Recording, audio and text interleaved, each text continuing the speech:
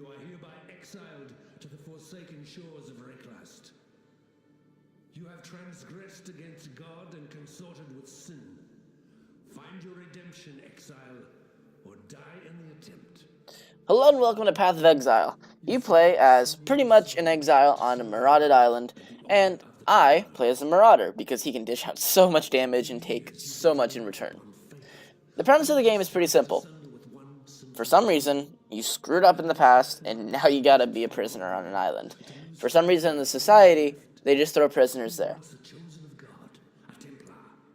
This is a review of the game, so obviously I will be going through what I like, what I dislike, and everything about that. You guys seem to enjoy my Insurgency Sandstorm review, and how I structured that one. So I'll be following suit with this style as well. Just know though, this game, I would not suggest buying it if it was actually costing money. If it costed more than like $2, I wouldn't suggest buying it. And from what I've gathered, there are no microtransactions that are really important. But it's a free game, and there are going to be microtransactions. There's a shop menu and everything, but it all seems to be like Wizard 101 style of shop menu, where it's all stuff that if you just deal with it, you're not going to have to need it. Later in the game, though, you come across a girl, and by later in the game, I mean like 30 seconds in. She says, there's a secret society, and we need to topple the secret society on this island. Good news and bad news. The secret society is sometimes a challenge to beat. Bad news, they're not very secret. A thing I like about this game is its Diablo style of dungeoneering. You can very easily just warpath your way through so many enemies, and never once stopping to think about if they could have killed you, or should they have killed you, or who's the bad guy in all this. No, it doesn't ask any of that questions. It just is mindless fun. It's kind of like Call of Duty in the sense that you don't pull on Call of Duty, you go to ranked, and you're like, I'm going to win all these games. No, what you do is you turn it on, you go to multiplayer, and you shoot things. And you really don't think about anything else other than that.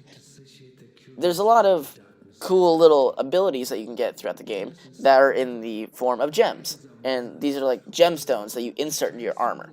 I would suggest inserting it into your armor, because your armor doesn't switch between your weapon loadouts, which you get two, and it's very nice. But I suggest putting it in your armor so that it stays static. You can always take out these gems at any time and upgrade them if you wish, but in all honesty, you really don't need to. With every mission, you're just given a free gem, and it just goes, here you go. We don't need this. Here you go. Now you can shoot fireballs from your mace. It's really kind of stupid when you think about it and how simple this game can be. And when you start out, you need to quickly learn that health flasks are a god. You need to always just give yourself a ton of health flasks. And I play this game on like ultra settings, and it looks like crap. It looks better than Diablo 3, but it looks kind of like on par with CSGO, and far worse than Insurgency, if that makes any sense. Like, it's riding a line. And you're not really playing this game again for the visuals. Although, when you are in the heat of a battle, and there's a large explosion going on, the explosions kind of look nice, your skills all look very nice, and just everything in general, like, it looks pretty A-okay. This is easily, if Insurgency Sandstorm was my first FPS on PC, this is like my first role-playing game on PC, and I love it. It's very good on mindless fun. I just put on this game, and I put on a YouTube video, and I just play. I just don't pay attention. There's a ton of lore to this game, and I imagine the lore is really good. I don't know. I don't really look at it, so I'm not telling you to look at it for the lore at all. But I am saying, if you do want to have a really fun experience, probably don't go with the lore and just go with killing things. This game can be a little bit glitchy, however. For instance, there was a portion in this game where I went to an area called Shipwrecked Yard, and I just massacred them. I was like level 13, and it was a level 10 zone, and I just massacred everything I could see. And what I do is I will sweep a whole area, and then I'll continue. I'll just get everything I can. And you'll see that I leave a bunch of gear behind. Well, that's because a lot of it sucks, and it kind of just is just there to weigh you down. But sometimes you do get really good gear. Oh boy, when it's good, it is good. but I cleared this whole zone, and then I continued. And when you exit a zone, none of the enemies respawn until the very, like, when you log off of that session, and then you go back on. None of the enemies respawn until then. So, as I was playing, I cleared the zone, I cleared the 2 attaching zones, and continued. And then later, my game gave me an optional quest to return to that area. And I had to kill every single enemy again. So sometimes it will kind of glitch like that. But the optional quests are very nice because you get those power gems as rewards.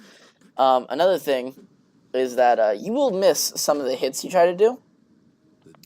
For instance, the tutorial's kind of long-winded, but sometimes when you go to hit something, your guy will actually not hit him.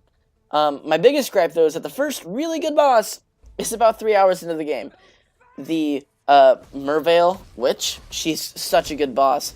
You'll see that I actually kind of have to, like, run away from her because she's doing so much damage. And you only get... your health flasks will only regenerate once you've killed an enemy. And since she's the only enemy in the room of riches, you really can't, like, regenerate your health flasks. You gotta be very careful. And then she will do a... she will die, and you will get your health flasks to regenerate about to half. And I thought she was done. But no, there's a second phase. This might sound kind of stupid, like, obviously there will be a second phase for a boss, but I didn't even come to think of this. It's kind of a copy of the Skeleton King from Diablo, but the Skeleton King was a good boss, and so is this. This is also a very intriguing boss. As I stated, it's kind of very, like, just go and go and go and go and go, and you'll see that I kind of, like, just repeat, like, the same attack over and over. That's because you have normal swing, heavy swing, and then 3 other swings. Sorry about hitting my mic. But really all you need is, like, to heavy swing stuff, and then just use your middle mouse button to use your other skill, which I have allotted to an attack that I hit it, and 3 fireballs come out, they bounce once, and they blow up. And it's very good for crowd control. Enemies typically will drop a bunch of gear, and none of it's good. You just leave it all behind. The little diaries and nestling caves and just things you find are very interesting too. Not every single location has a waypoint, keep that in mind, because it's kind of just meant to be like a, I'm here, might as well go. None of them are really meant to feed you forward into the experience. Act 1 is very simple. Act 2 is a little bit more annoying. Every location for enemies, however, do keep in mind, has a very, very, very notable feature of you really can't, like, bastardize your enemies, if that makes sense. Like, you kind of just need to keep in mind that every location is kind of huge, and there's a bunch of enemies in them. And you can just kill everything in there if you want. You can also kind of just speedrun it and spare them, but also, if you don't speedrun it, you level up a lot in one area. The Merveil area, for instance, is very, like, interesting, because it's just a bunch of caverns and 2 entrances. And then it carries on to the second act area. But I leveled up twice in this zone, one by killing her and another one earlier. On the screen, it always gets kind of crowded. The top left, there seems to be nothing there, like, ever. But on the right, it's just so much. You have the standard mana, and then all your attack keys, as well as a menu, as a shop, and a help icon. But there's really not a lot going on, other than sometimes all your gems, you have to actually, like, physically level up your gems. And boy oh boy, there's a lot of level ups, not only for your gems, but just in general in this game. There are so many perks to unlock. The final skill in the game, from what my understanding is that you actually have to play through this game with every single character, which I'm not doing, to get this ultra skill. And you have to fully max out every character. the game gets very bullet hell-esque in the sense that there's just a bunch of stuff going on, and you just gotta keep hitting one button. And you just end up, wow, there's a lot of dead enemies, a lot of dead tentacle monsters, a lot of dead wolves. You just don't really... It's kind of soulless, if that makes sense. Given, this is a good game to just, like, play for one afternoon and then not touch again for, like, 2 weeks and be like, man, I haven't played this game in a while. But when you account how gameplay is good but boring, visuals are nice, but could be far better. And added features is more or less just, hey, there's a shop. Yeah. Like, that shouldn't be an added feature, but that's the only added feature I can find in this game. As the game goes on, I can't imagine I'll enjoy it as much as I am now, but right now, I would say, if you have a computer, download it. It's not a bad game. It's pretty fun. It's like a free Diablo, slightly shittier Diablo, but it is very interesting. As I said, the screen does get very crowded. You can lower the UI in the settings, but other than that, it's pretty okay. By and large, though, that's pretty much my opinions on the game. This is my review over Path of Exile. I kind of just turned on the mic and just started rambling, so sorry if it wasn't as good as usual. But thank you very much for watching.